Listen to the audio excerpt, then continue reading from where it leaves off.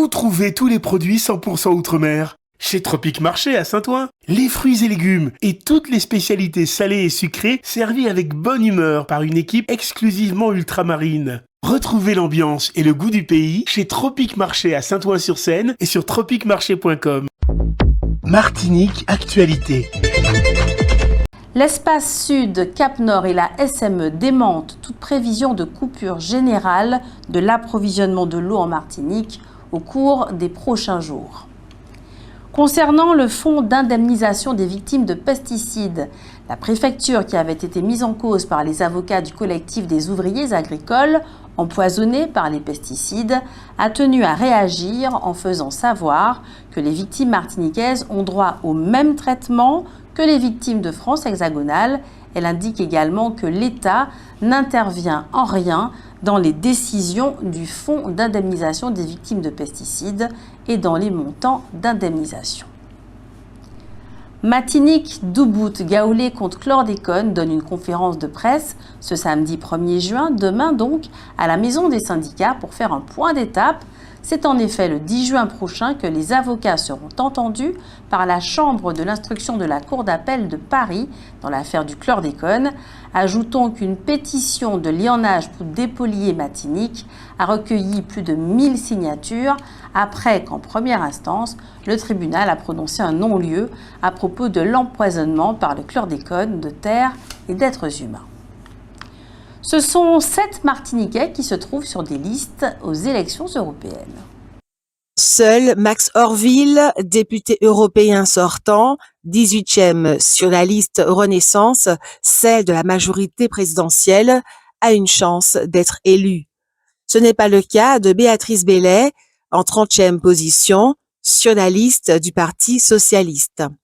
Kevin Capron est en 28e position sur la liste La France insoumise.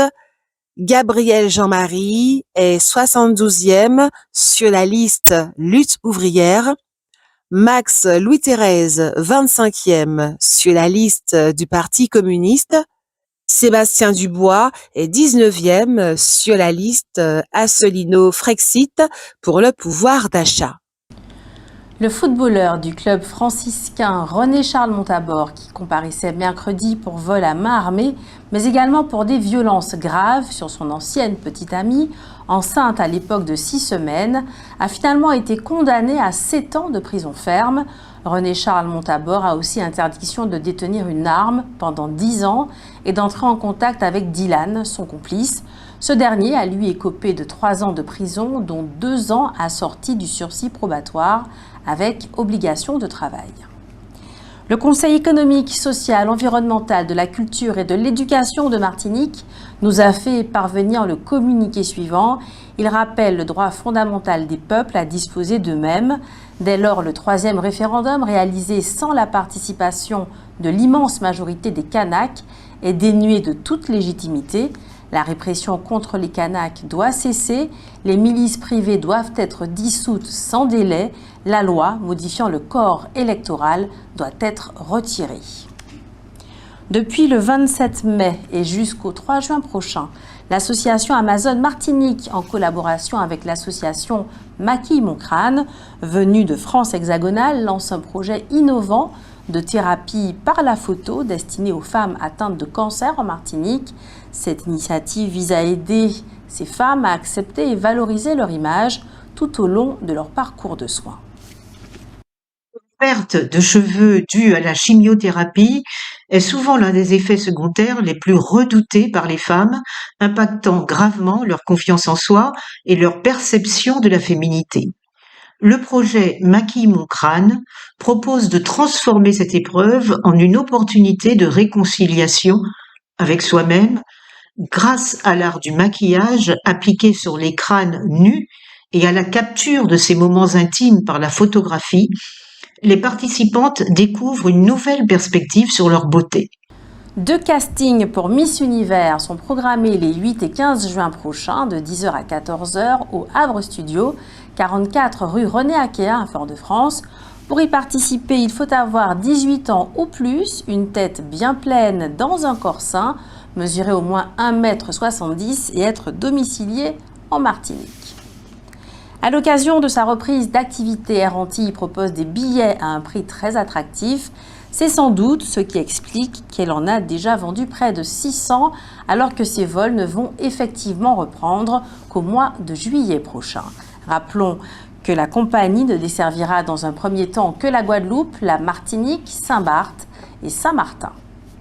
Tous les prévisionnistes sont d'accord, la saison cyclonique pourrait être particulièrement intense cette année. Ils mettent en garde notamment contre les risques d'inondation. La 4e édition du Martinique Boat Show, qui s'est ouvert jeudi à la marina de l'étang Abricots, se poursuit tout au long du week-end de 10h à 18h. Vous pourrez plonger dans l'univers de la mer avec des rencontres avec des professionnels, des offres de formation autour des métiers de la mer et même une vente aux enchères. L'entrée du salon est fixée à 6 €. Une navette en continu et gratuite est mise à la disposition du public entre le parking du stade de Dillon et l'entrée du salon. C'est à guichet fermé que Tania Saint-Val a donné un concert qui a littéralement enflammé le Grand Carbet.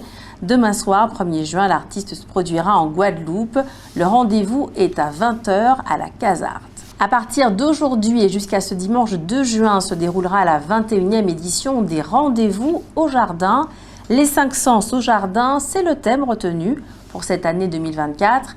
Il sera possible de visiter une vingtaine de sites, dont celui de la Cité Étoile à Sainte-Marie, mis en vedette cette année. Il s'agit d'un très beau jardin créole spécialisé dans la permaculture. Cédric Chaillot, qui purge une peine de 20 ans dans la prison d'Arles en France pour avoir tué un homme à proximité de la boîte de nuit Le Maximus, en Martinique donc, est également poursuivi pour avoir proféré des menaces de mort contre des gendarmes à un moment où il était encore en liberté.